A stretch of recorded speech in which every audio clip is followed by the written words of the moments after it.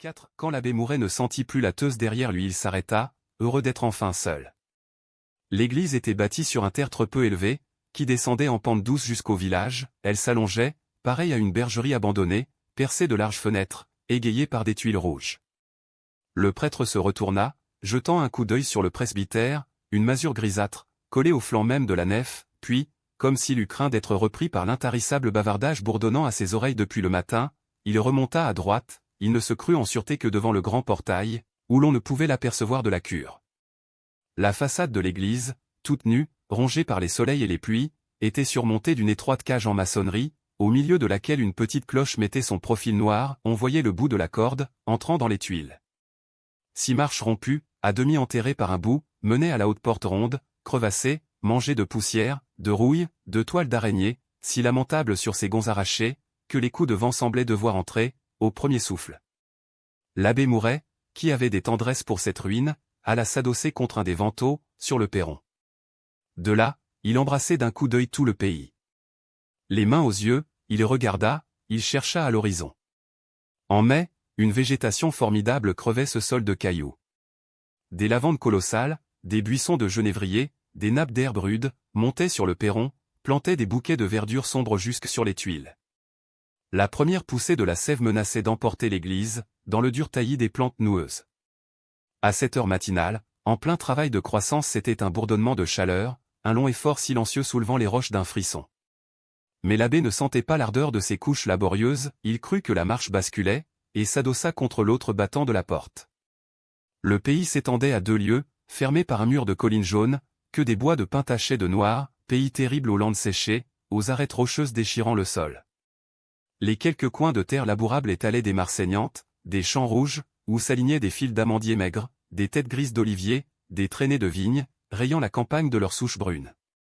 On aurait dit qu'un immense incendie avait passé là, semant sur les hauteurs les cendres des forêts, brûlant les prairies, laissant son éclat et sa chaleur de fournaise dans les creux. À peine, de loin en loin, le vert pâle d'un carré de blé mettait-il une note tendre. L'horizon restait farouche, sans un filet d'eau, mourant de soif, s'envolant par grandes poussières aux moindres haleines. Et, tout au bout, par un coin écroulé des collines de l'horizon, on apercevait un lointain de verdures humides, une échappée de la vallée voisine, que fécondait la Viorme, une rivière descendue des gorges de la Seille. Le prêtre, les yeux éblouis, abaissa les regards sur le village, dont les quelques maisons s'en allaient à la débandade, au bas de l'église. Misérables maisons, faites de pierres sèches et de planches maçonnées, jetées le long d'un étroit chemin, sans rues indiquées. Elles étaient au nombre d'une trentaine, les unes tassées dans le fumier, noires de misère, les autres plus vastes, plus gaies, avec leurs tuiles roses. Des bouts de jardin, conquis sur le roc, étalaient des carrés de légumes, coupés de haies vives.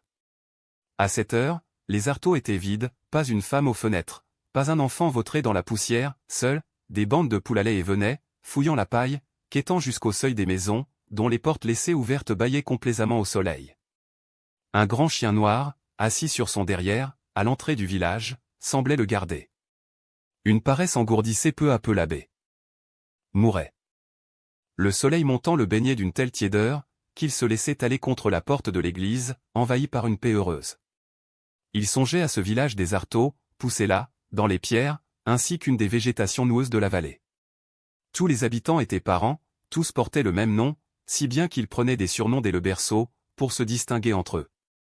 Un ancêtre, un arteau, était venu, qui s'était fixé dans cette lande, comme un paria, puis, sa famille avait grandi, avec la vitalité farouche des herbes suçant la vie des rochers, sa famille avait fini par être une tribu, une commune, dont les cousinages se perdaient, remontaient à des siècles. Ils se mariaient entre eux, dans une promiscuité éhontée, on ne citait pas un exemple d'un arteau ayant amené une femme d'un village voisin, les filles seules s'en allaient, parfois. Ils naissaient, ils mouraient, attachés à ce coin de terre, pullulant sur leur fumier, lentement, avec une simplicité d'arbres qui repoussaient de leurs semences, sans avoir une idée nette du vaste monde, au-delà de ces roches jaunes, entre lesquelles ils végétaient. Et pourtant déjà, parmi eux, se trouvaient des pauvres et des riches, des poules ayant disparu, les poulaillers, la nuit, étaient fermés par de gros cadenas, un arteau avait tué un arteau, un soir, derrière le moulin. C'était, au fond de cette ceinture désolée de collines, un peuple à part, une race née du sol, une humanité de 300 têtes qui recommençait les temps. Lui, gardait toute l'ombre morte du séminaire. Pendant des années, il n'avait pas connu le soleil. Il l'ignorait même encore, les yeux fermés, fixés sur l'âme, n'ayant que du mépris pour la nature damnée. Longtemps, aux heures de recueillement, lorsque la méditation le prosternait, il avait rêvé un désert d'ermite, quelque trou dans une montagne, où rien de la vie, ni être, ni plante, ni eau, ne le viendrait distraire de la contemplation de Dieu. C'était un élan d'amour pur, une horreur de la sensation physique. Là, mourant à lui-même, le dos tourné à la lumière, il aurait attendu de n'être plus, de se perdre dans la souveraine blancheur des âmes. Le ciel lui apparaissait tout blanc, d'un blanc de lumière, comme s'il neigeait des lits, comme si toutes les puretés, toutes les innocences, toutes les chastetés flambaient.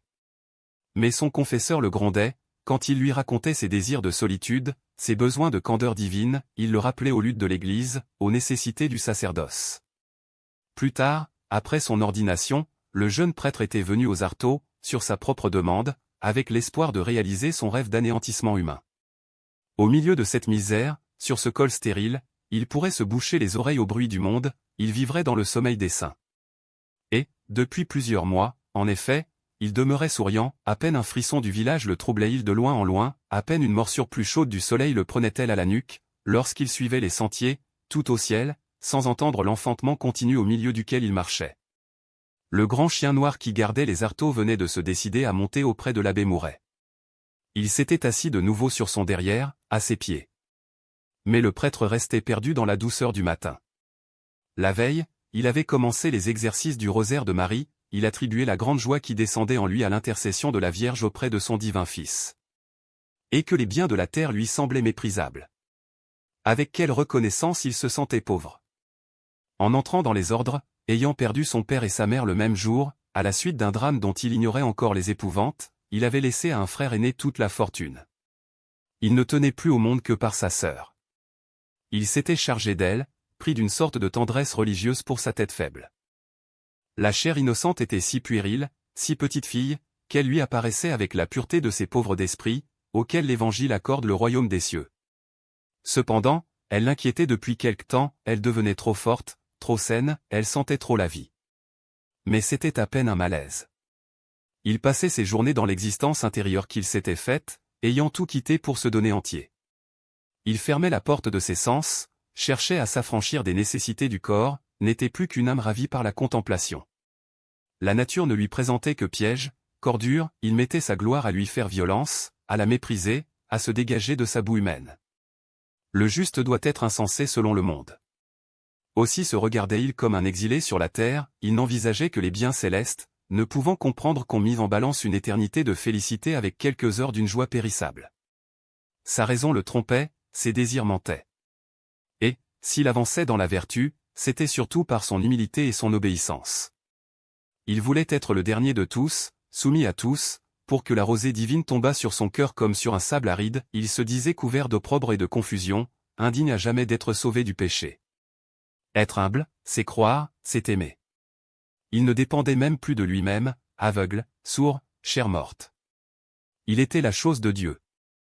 Alors, de cette abjection où il s'enfonçait, un hosanna l'emportait au-dessus des heureux et des puissants, dans le resplendissement d'un bonheur sans fin. Aux Artaud, l'abbé Mouret avait ainsi trouvé les ravissements du cloître, si ardemment souhaité jadis, à chacune de ses lectures de l'imitation. Rien en lui n'avait encore combattu. Il était parfait, dès le premier agenouillement, sans lutte, sans secousse, comme foudroyé par la grâce, dans l'oubli absolu de sa chair. Extase de l'approche de Dieu que connaissent quelques jeunes prêtres, heure bienheureuse où tout se tait, où les désirs ne sont qu'un immense besoin de pureté. Il n'avait mis sa consolation chez aucune créature. Lorsqu'on croit qu'une chose est tout, on ne saurait être ébranlé, et il croyait que Dieu était tout, que son humilité, son obéissance, sa chasteté, étaient tout. Il se souvenait d'avoir entendu parler de la tentation comme d'une torture abominable qui éprouve les plus saints. Lui, souriait. Dieu ne l'avait jamais abandonné. Il marchait dans sa foi, ainsi que dans une cuirasse qui le protégeait contre les moindres souffles mauvais. Il se rappelait qu'à 8 ans il pleurait d'amour, dans les coins, il ne savait pas qui il aimait, il pleurait, parce qu'il aimait quelqu'un, bien loin. Toujours il était resté attendri. Plus tard, il avait voulu être prêtre, pour satisfaire ce besoin d'affection surhumaine qui faisait son seul tourment. Il ne voyait pas où aimer davantage. Il contentait là son être, ses prédispositions de race, ses rêves d'adolescent, ses premiers désirs d'homme. Si la tentation devait venir, il l'attendait avec sa sérénité de séminariste ignorant. On avait tué l'homme en lui, il le sentait, il était heureux de se savoir à part, créature châtrée, déviée, marquée de la tonsure ainsi qu'une brebis du Seigneur.